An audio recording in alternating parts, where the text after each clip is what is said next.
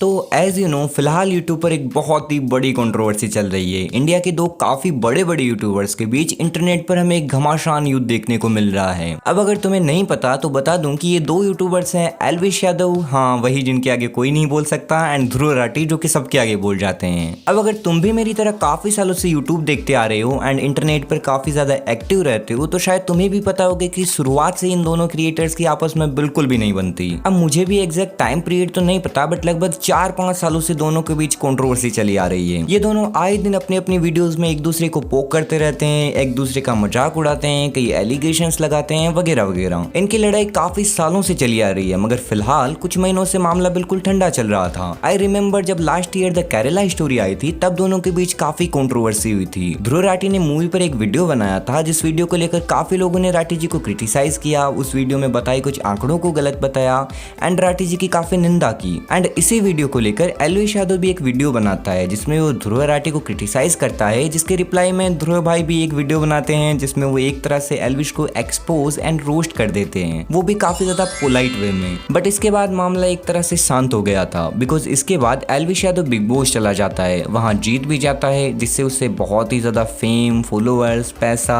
इज्जत, नहीं शायद इज्जत तो नहीं मिलती। फिर एल्विश यादव मैक्सटैन को पीट देते हैं जो कि एज यू नो एक स्क्रिप्टेड कंट्रोवर्सी थी जिसमें एल्विश भाई की बची कुची थोड़ी इज्जत और कम हो जाती है। फिर उसके बाद भाई पर एक स्नेक वेनम का केस लग जाता है जिसमें उन्हें जेल भी जाना पड़ता है एंड उसमें बची हुई थोड़ी बहुत इज्जत और कम हो जाती है।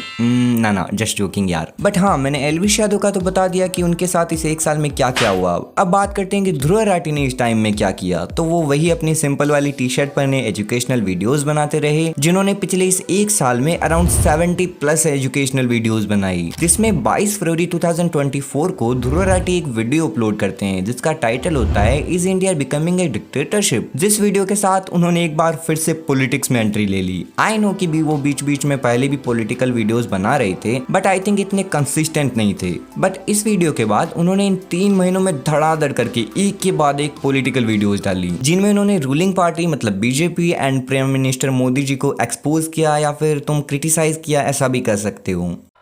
अरे गॉड, 19-20 का ही तो फर्क है बस। जिसका इन्हें बहुत ही ज़्यादा क्रेजी रेस्पॉन्स देखने को मिला। इन वीडियो से इनके चैनल की बहुत ही क्रेजी ग्रोथ हुई। इन्होंने 21 मिलियन सब्सक्राइबर्स हिट कर लिए एंड इन 3 महीनों में लगभग हर वीडियो पर 10 मिलियन से ज़्यादा व्यूज देखने को मिले, जिनमें कई वीडियोस तो 20, 25, 30 और 35 मिलियन तक पहुंच गई। आई थिंक लास्ट टाइम हमें इतनी क्रेजी ग्रोथ कैरी मिनाटी के चैनल पर देखने को मिली थी, वो भी यूट्यूब वर्सेस टिकटॉक वाले वार में। जिसके बाद आई डोंट रिमेम्बर कि किसी इंडिविजुअल इंडियन यूट्यूबर को इतनी क्रेजी ग्रोथ मिली है। अब तो राठी जी इतने ज्यादा पॉपुलर हो चुके हैं कि हमारे गांव का बच्चा बच्चा उन्हें जानता है। मुझे आज भी याद है कि आज से 4-5 महीने पहले मैं जब भी मेरे फ्रेंड्स के बीच ध्रुव राठी की बात करता था तो शायद ही उनमें से कोई उन्हें जानता था, मगर आज के टाइम इन्हें हर कोई जानता है। लोग तो इन्हें इंडियन डेमोक्रेसी का 4th पिलर बताते हैं। खैर ये तो हो गई मजाक की बात, बट हाँ ध्रुव राठी को पॉपुलैरिटी भी मिली, सब्सक्राइबर्स भी मिले, ग्रोथ भी मिली। इनकी साइड में चीजें काफी ज्यादा पॉजिटिव रही। बेशक हेट तो इन्हें भी मिल रही है बट काफी सपोर्ट भी मिल रहा है। वहीं एल्विश यादव को भी सब कुछ मिला बट बिग बॉस के बाद कुछ समय अंतराल में उनके चैनल की रीच बिल्कुल गिर गई। उनके 15 मिलियन सब्सक्राइबर्स होने के बावजूद भी उनके व्यूज 10 मिलियन भी नहीं हिट कर पा रहे हैं। इतने सब्सक्राइबर्स होने के बावजूद भी उनकी वीडियोस पर 3-4 मिलियन व्यूज भी बहुत मुश्किल से आते हैं, जिससे तुम समझ ही सकते हो कि चैनल की रीच कितनी ज्यादा डाउन है। अब ऐसे में इन्हें एक ऐसे वीडियो की जरूरत थी जो कि एकदम से इनके डेड चैनल में जान फूंक दे। वो वीडियो 10-15 मिलियन व्यूज लेके आए जिससे इनके चैनल की रीच एक बार फिर से ट्रैक पर आ जाए। तो इसी बात का ध्यान करते हुए उन्हें एक तगड़ा आइडिया आता है, वो है कंट्रोवर्सी, एंड इन्हें तो इसका एक्सपीरियंस भी है। सो एल्विश यादव को पता था कि फिलहाल सबसे ज्यादा ट्रेंडिंग ध्रुव राठी जी हैं, तो क्यों ना उन्हीं से पंगा ले लिया जाए। जोर जोर से बोल के लोगों को स्कीमें बता दे। इसीलिए वो राठी जी पर एक रोस्ट वीडियो बनाते हैं, वो भी 41 मिनट का। देखो मैं सबसे पहले तो एक बात क्लियर कर दूं कि मैंने आज तक एल्विश की एक भी यूट्यूब वीडियो नहीं देखी है। मजाक नहीं कर रहा हूँ, मम्मी कसम बिल्कुल सच बोल रहा हूँ। मुझे याद है आज से 2-3 साल पहले एल्विश की कोई एक कॉमेडी वीडियो थी जो कि ट्रेंडिंग पेज पर थी, उस पर मैंने क्लिक किया था बट मैं मुश्किल से एल्विश की कॉमेडी 2-3 मिनट तक ही झेल पाया, मुझे बिल्कुल भी नहीं जमी। दरअसल मुझे डार्क कॉमेडी ज्यादा पसंद है, मेरा ह्यूमर बहुत ही ज्यादा डार्क है। बट ऐसी बात भी नहीं है कि मैं सिर्फ डार्क कॉमेडी देखता हूँ, मुझे देसी कॉमेडी भी पसंद है। मैं शुरुआत से ही अमित भड़ाना का काफी बड़ा फैन रहा हूँ, उनकी वीडियोस मुझे काफी बढ़िया लगती है, बट एल्विश की वीडियोस मुझे नहीं जमती। बट फिर भी मैंने ये 40 मिनट की वीडियो पूरी देखी, जिसमें मुझे सबसे पहली शिकायत तो यही थी कि वीडियो इतनी लंबी क्यों बनाई। अगर एल्विश चाहता तो यही बातें सिर्फ 20 मिनट की लेंथ वाले वीडियो में भी आराम से फिट हो जाती, बिकॉज आधे से ज्यादा टाइम तो एल्विश भाई सिर्फ बातें कर रहे थे। बट आई अंडरस्टैंड कि उसकी ऑडियंस उससे बहुत ही ज्यादा ऑब्सेस्ड है। 40 मिनट तो क्या, अगर एल्विश 5-5 घंटे की वीडियोस भी डाले ना तो भी लोग उन्हें बड़े प्यार से पूरा देखेंगे, बिकॉज उसके फैंस उसे देखने आते हैं, ना कि उसका कंटेंट देखने। एंड आई थिंक ये उनकी चॉइस है, किसी को इससे कुछ प्रॉब्लम भी नहीं होनी चाहिए। बट इन माई ओपिनियंस ये वीडियो थोड़ा छोटा होना चाहिए था, कोज उससे उसे नई ऑडियंस मिलने वाली थी। इसे ध्रुव राठी के फैंस देखने वाले थे, ये वीडियो उनके लिए थी, तो चीजें उसके हिसाब से रखनी चाहिए थी। खैर, बंदे की पर्सनल चॉइस है, हम क्या ही कर सकते हैं। जिसके बाद अगर हम वीडियो की बात करें तो सबसे पहली बात तो मैंने यही नोटिस की कि वीडियो का टाइटल था exposing Dhruv Rathee and he is anti India propaganda, जिसमें प्रोपेगेंडा की स्पेलिंग गलत लिखी थी।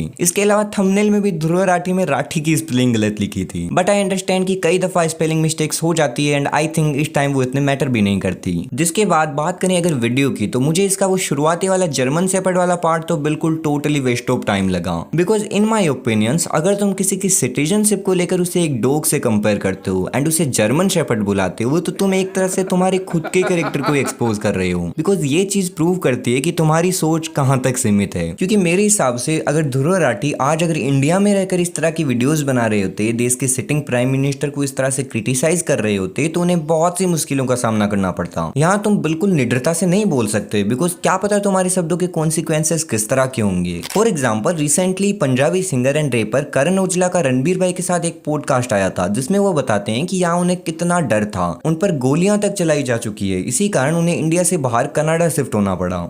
You know, my family's been targeted. I've been targeted. So it's like मैंने देखा हुआ है भाई, मैंने सुनी है वो आवाज़ें, मैंने देखा अपनी आंखों से कि यार ये मेरे साथ क्यों हो रहा है, मैं क्या हूँ, कुछ नहीं कर रहा यार, गाने बना रहा हूँ भाई।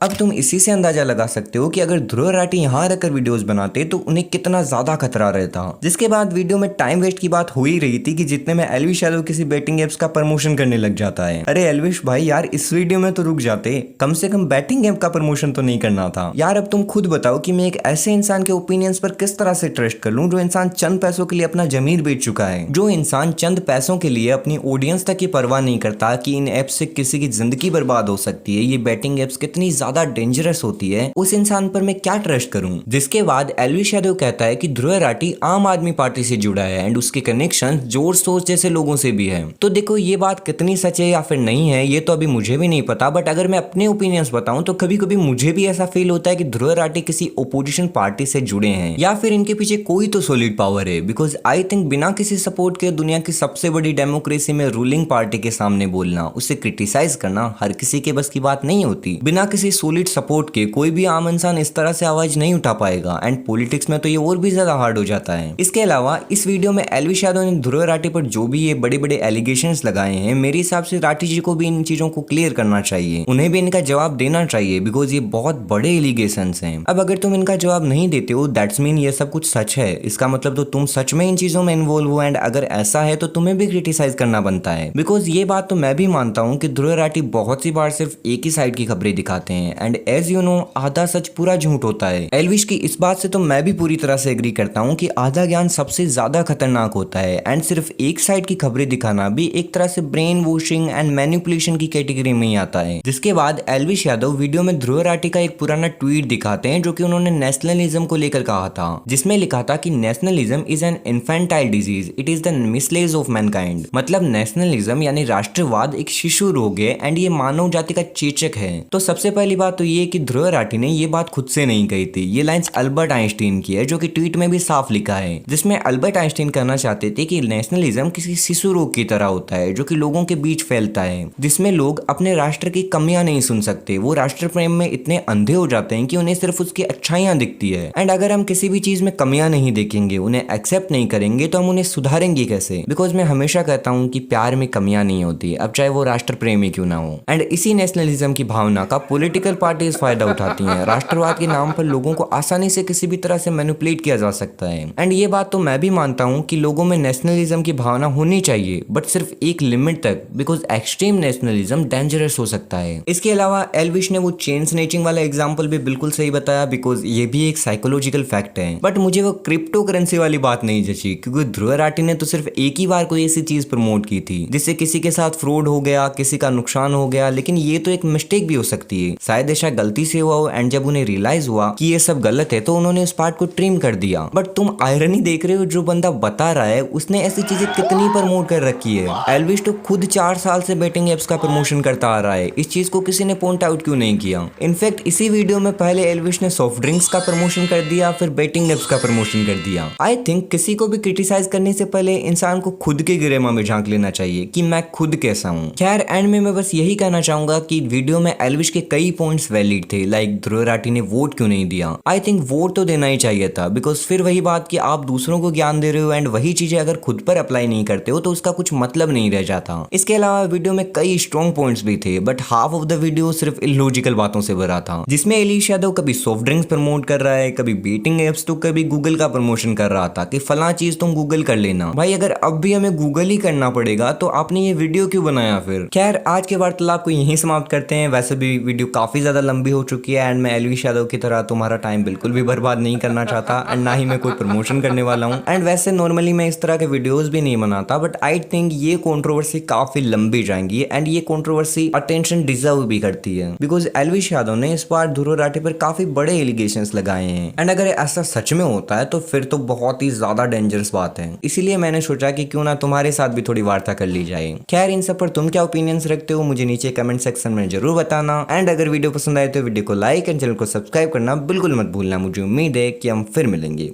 Bye bye.